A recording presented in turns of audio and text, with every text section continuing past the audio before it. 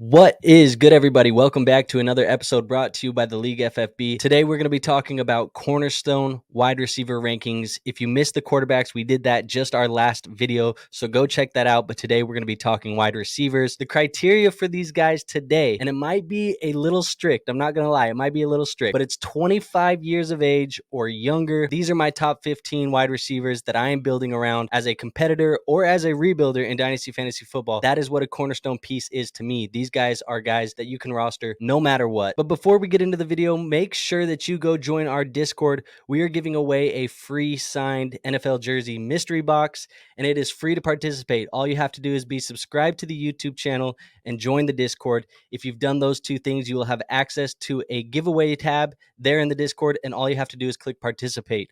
We are giving that away at the end of next month, so you still have time to enter, but don't let it pass by because this is a free signed jersey and you may never get a chance like this again. Now, with the promo out of the way, let's get right into this video. I want to talk about my Cornerstone wide receiver ranking. Now, the first tier that I have here is going to be my superstar tier, and this goes without saying. We're not going to spend a ton of time here. I think these two guys are miles above the rest. I would never trade these guys if they were on my team. I'm just being honest. I would never trade them.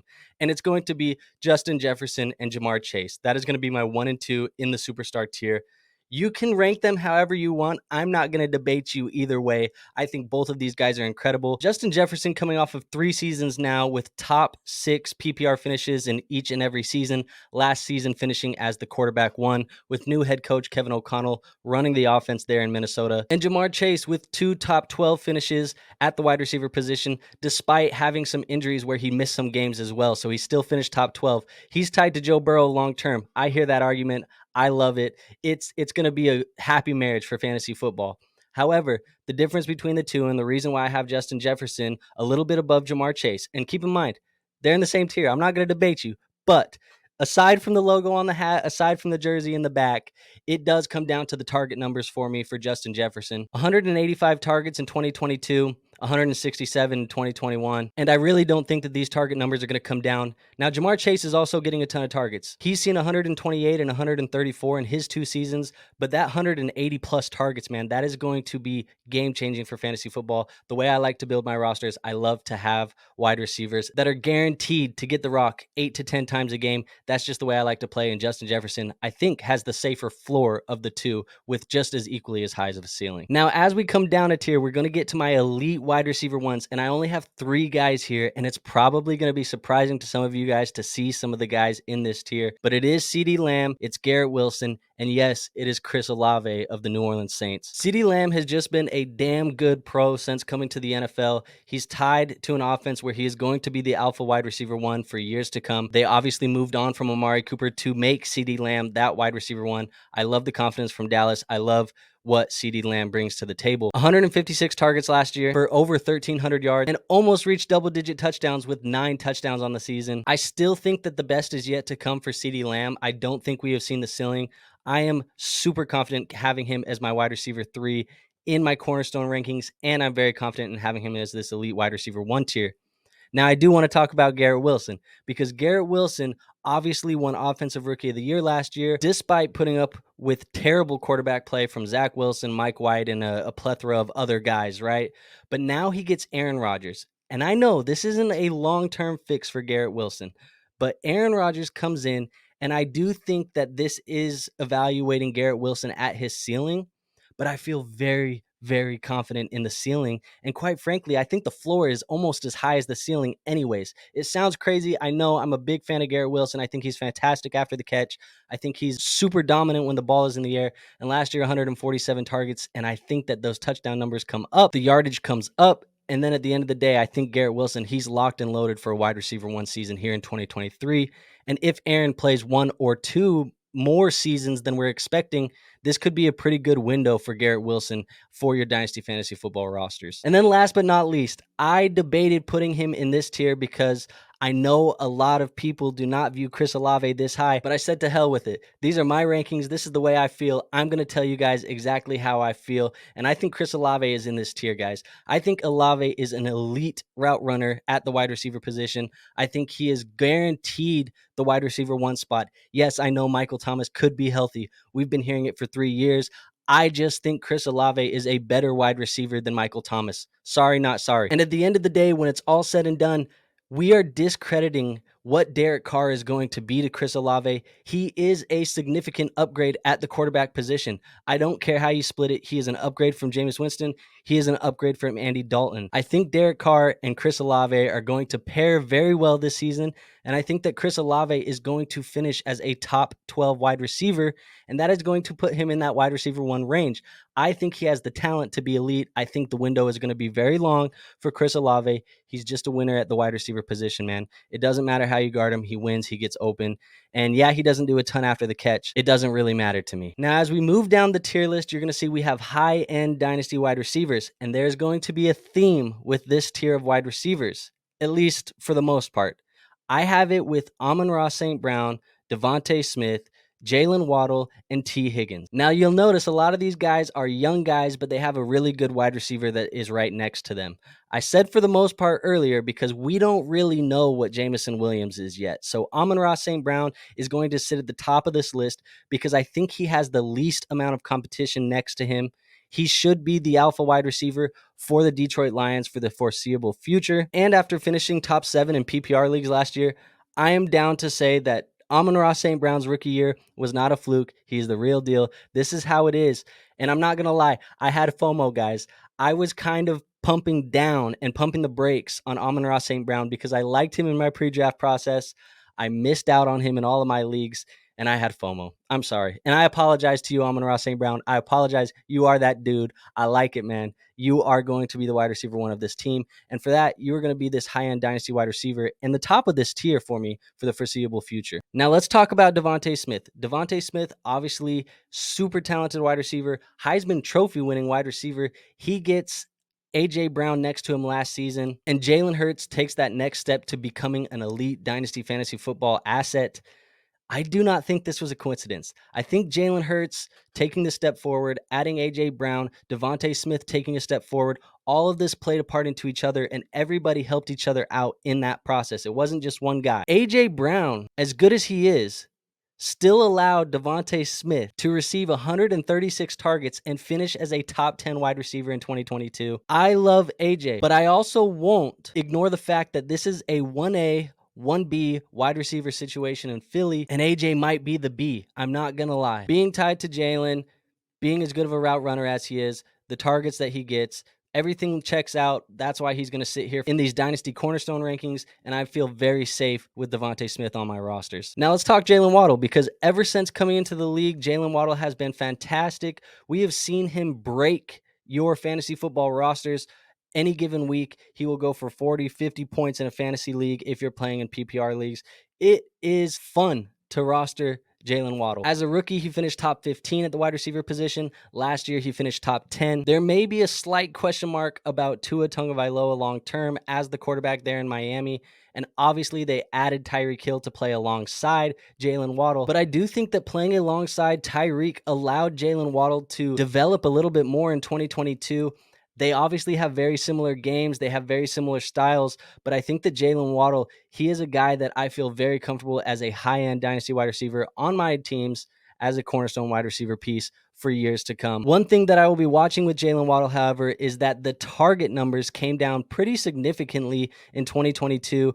We saw him get 140 targets his rookie season, and then after Tyreek comes to the Dolphins, Jalen sees 117 targets, so he lost 23 targets. It may not feel like a lot, but it is something that I am going to watch this year. I do want to see him try to get in that 125 plus target range, because that's what I feel really comfortable with for my wide receiver ones. And then last but not least, we're going to talk about T. Higgins. T. Higgins obviously has the toughest competition next to him in an offense because he has a superstar wide receiver in Jamar Chase on the other side. And of these guys in this list, I will say that T. Higgins, for what it's worth, he is an exciting player. He is fun to roster, and he does have a lot of upside, but he has had the most underwhelming stats out of those guys that we've talked about in this tier. His best finish after 3 years in the NFL is wide receiver 18, and that is what he got last year, and that is for your PPR leagues. And he's never really broke 1,100 receiving yards or double-digit touchdowns. I think the offense is fantastic.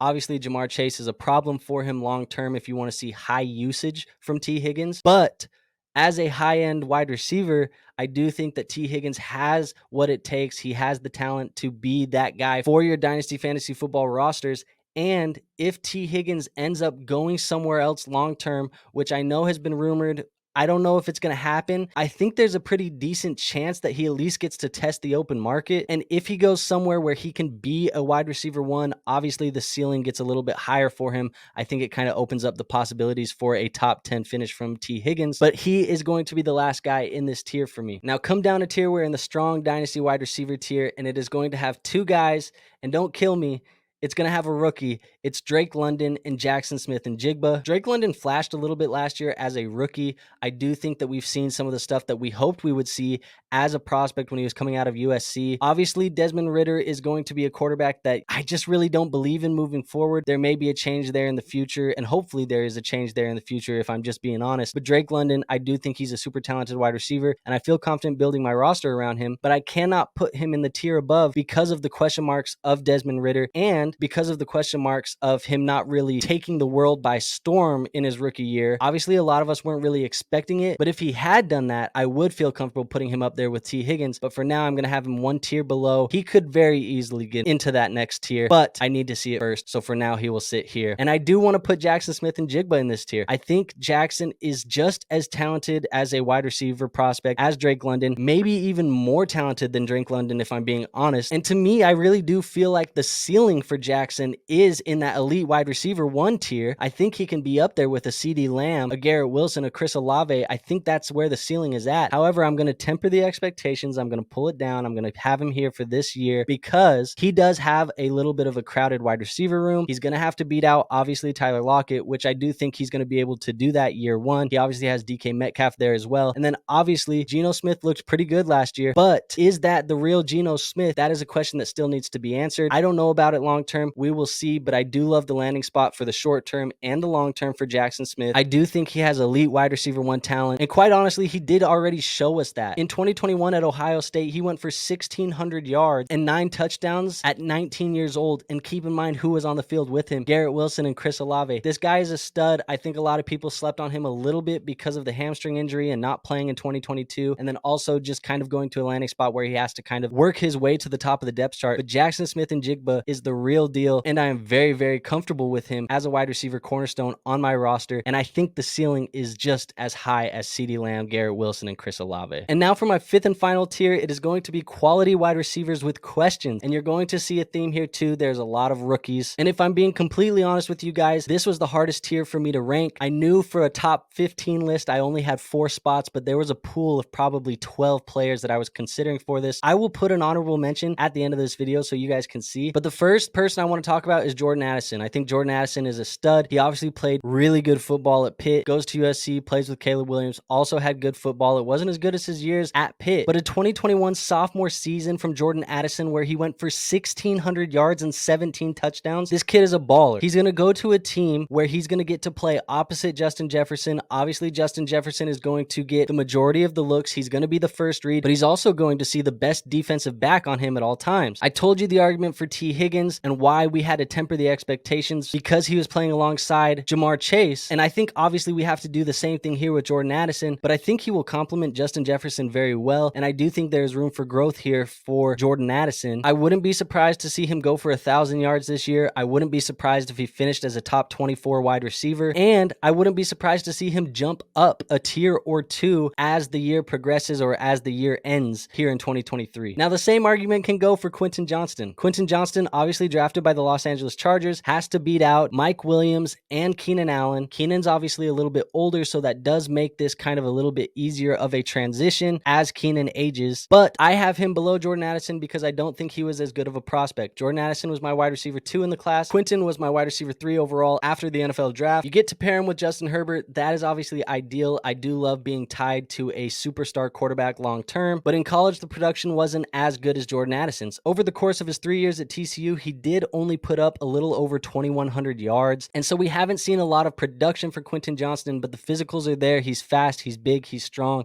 he's agile. A lot of people have gripes about the body catches. We've already seen it in mini camps. He's not just a body catcher, guys. He can catch with his hands too. So I do think that Quentin Johnston being tied to Justin Herbert and having the potential to at least be Justin Herbert's wide receiver 2 long term, I do like Quentin Johnston here in this tier. And then the final rookie we're going to talk about today, Zay Flowers. Zay Flowers is a senior coming out of Boston College. He goes to the Baltimore Ravens, and I don't love the landing spot as much as I love the other rookies that we talked about today, but I will say he does have an opportunity to compete for that wide receiver 1 role right away. I do like Rashad Bateman. He hasn't been able to stay on the field. There's going to be an open competition and an open opportunity for Zay Flowers to take that wide receiver 1 job. Whether you believe that Lamar Jackson and the new OC turn this into a pass-heavy offense or not is still to be seen. If we do see an uptick in passing production, I do think that Zay Flowers can improve from this tier. But if it's the same old offense, then I do think that this is kind of the ceiling for Zay Flowers, unfortunately. He gave us some pretty solid production in college, last year being his best with 1,000 yards and 12 touchdowns. Part of the upside here is the unknown, and that's just the reality of this tier for me when it comes to these quality wide receivers with questions. The guys who have a little bit of unknown, it just adds a little bit of a mystery box feel. It adds a little bit of a